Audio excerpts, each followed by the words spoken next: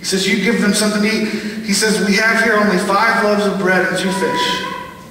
They answered, bring them here to me. Jesus said, bring them here to me. And he directed the people to sit down on the grass, taking the 5 loaves and the 2 fishes, and looking up to heaven, he gave thanks, and he broke the loaves. And he gave them to the disciples, and the disciples gave them to the people. They all ate and were satisfied.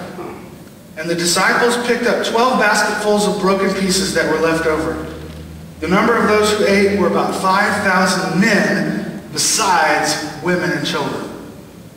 And so Jesus took this incredibly ordinary sustenance, and when it was put into his hands as an act of faith and obedience, he began to multiply it, and it changed a lot of lives that day. And this is what I want you to understand about your budget, about your checkbook, about your job, or about your lack of a job. If by faith, in the setting of a community, you understand what it means to truly put this into God's hand, if you understand what Christ is calling you to, and you submit yourself to Christ, he can do the same miracle in your life as he did in the lives of these 5,000 people. He can do it. He wants to do it.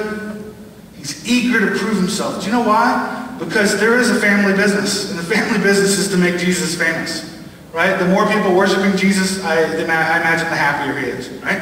And so, as God does something amazing in your life, what does he expect you to do? Tell people about it. The biggest problem here is a combination of idolatry and pride. The idolatry is that we, like I said earlier, create kind of an image of God in our own image. You know, we can't get over the fact that God will not let us down. But since we've let so many people down, it's hard for us to imagine how big God really is. And then the other issue is pride.